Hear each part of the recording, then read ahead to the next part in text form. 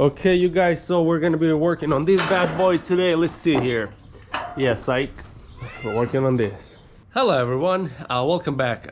So if you guys remember, we made a video on this car, the S60R. We took out the brake control module and we sent it out to XeMODeX for repair. So if you guys remember, I mentioned we partnered up with XeMODeX. So this video is going to be sponsored by none other than XeMODeX. So today I got their module back and I'm going to give you a few details, the whole process and what they found.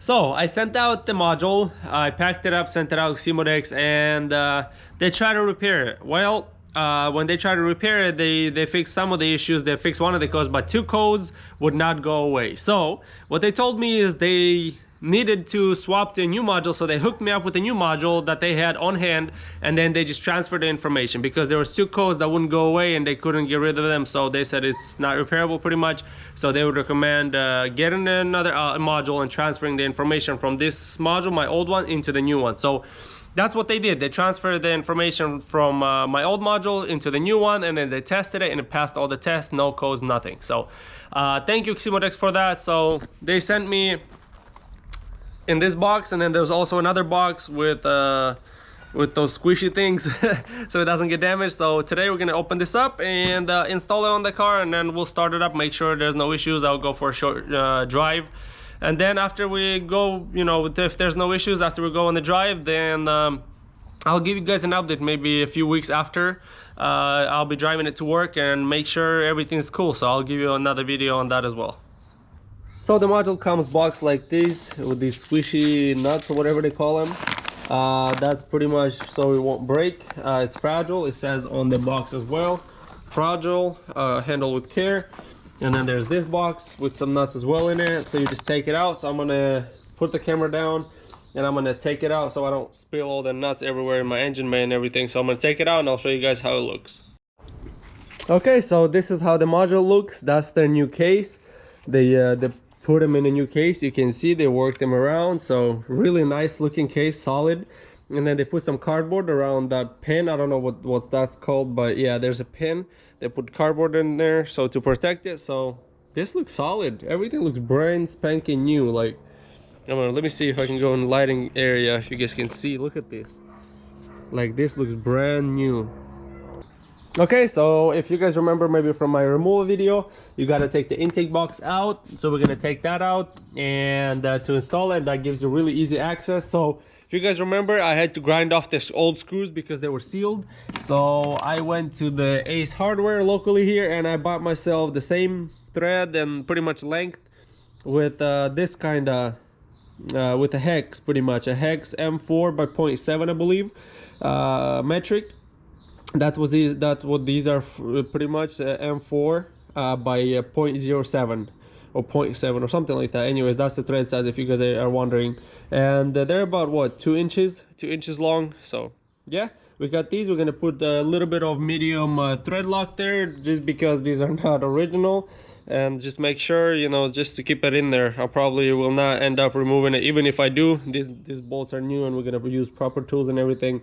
So we're gonna install them properly, and even if we do need to remove it, that's just a medium one, so these don't come out easily. So yeah, now I'm just gonna take the intake out and then put that in, and then put these in, and then just snap the connector. It's very easy, very simple job, not hard to do. Yeah.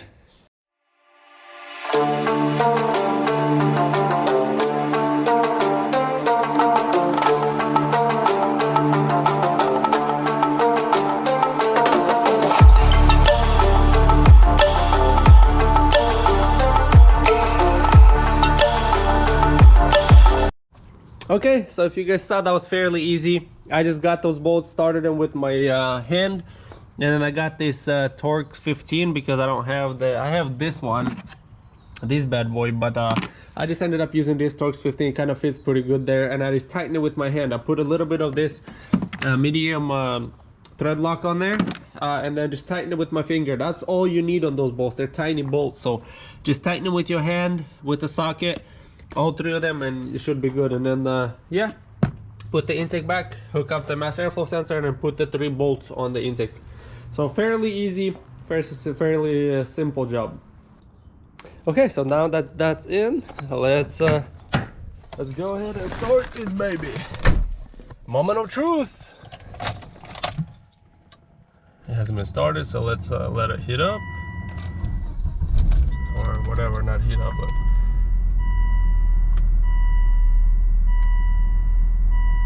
all right. Looks like a good sign. No lights. Yeah, well, that's what it did last time to me. So, well, in the beginning when I bought the car, the light would pretty much come on instantly. I would either get a message in the engine, like engine service required, and then it would like immediately switch over to brake and ABS lights, and then that engine one would go away. So pretty much it was just switching between the two. It would come on and just, yeah, and then it would immediately back on. And then when I got into it and messed with the connections, it would like start and it would be nothing, but it would randomly pop up like brake light. When you would step on the brakes, it would like pop up brake light, service brake light, and stuff, and other stuff. And then it would have a ABS and brake light here. And yeah, so, but now I'm gonna go for a test drive. I'm gonna get out of here and see if it comes back. Hopefully it doesn't, and see if my four-wheel drive works. Because when this issue started happening, like when I fixed the connections, it fixed it temporarily, and then after a day of driving it would come back. But when I fixed it, the four-wheel drive would start working like perfectly. The moment that the ABS light and stuff would come on, the light for the ABS, the four-wheel drive would turn off, and I would just have front-wheel drive. So if you guys are experiencing that and you have an ABS light or brake light on, that's probably your issue. This car is very sensitive, so if you have a brake or ABS issue, your four-wheel drive most likely will not work. So that's just a tip for you guys. If you guys don't have four-wheel drive or you have ABS light on, you know, it could be connected. So just because, you know, your four-wheel drive is not working doesn't mean it's a four-wheel drive issue. It may be something else, so keep that in mind. Okay, so let's floor it. Yep, four-wheel drive system works. Yeah, so the four-wheel drive works. No check engine light, I mean brake light, ABS light, that's what we're looking for. Yeah, everything seems good. Well, now I found out that my two front, I did the 4C delete, the shocks delete on this car, and intermittently it would pop up that the two front shocks are out. So either the connection broke. Yep, I'm flooring it. No issues. Yeah, it doesn't drift anymore. So the front wheel drive is no longer there. It's all wheel drive now. So that's awesome. So that tells me it fixed it, and no ABS light, no brake light anymore. So I'm really happy. Thank you, XeMODeX, for actually fixing this for me, because this has been bothering me. I mean, if you're a mechanic or if you work on cars, you're probably just as picky as me, and you have a dash light constantly. Man, it bothers me. Like right now I have a chassis light, and I think I had a pop-up before I sent this out, and I checked, there was two front ones. So in the back, I don't think I made a video for the back ones.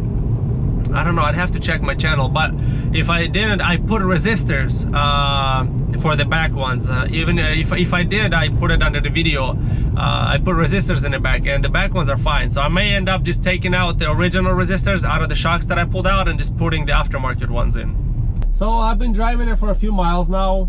It's working good. The four-wheel drive is not tripping anymore. No ABS light, no brake light.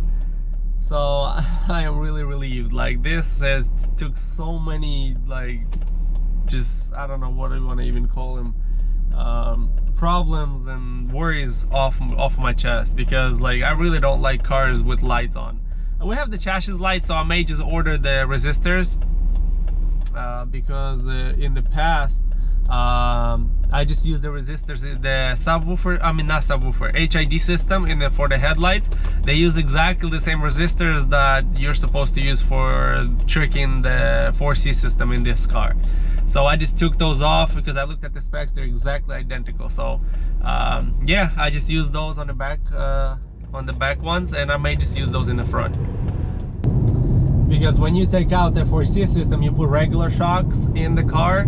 Obviously you have a chassis light on, which I do now for the front ones. For the back ones I don't, they're fine. The resistors took care of the issue, but in the front I took out the original ones. I dug them out from the shock, and I don't know whether it's a connection or something, or the resistors are bad, I don't know. But the front ones I still have the light for, so I may just get aftermarket resistors that I installed on the back and just put those in the front. So it's a lot easier. I should have done it in the beginning, but I thought using the original ones, that didn't work out. So I may just get the aftermarket ones and just, yeah, that'll just take care of my issue. I may have to purchase those because I don't have any more. That's a loud Jetta. Because I don't have any more HID systems to cut them out of. So I may just order those two, and yeah, and install it in the front, so that way I don't have no chassis light anymore. So I want to take care of every single message light on the dash that's there. I mean, even though it's just a message saying chassis light, it's noticing there's the issue, but still I don't want it on there. Oh yeah, one more strange things that I wanted to talk to you guys about is when I would accelerate, even on a freeway or city, I would accelerate hard, the car would shake. So not only did I not have the four-wheel drive system working, but that ABS light and the brake light was causing my car to shake. Like literally would shake. Like when you would accelerate, like it would really vibrate, like very hard.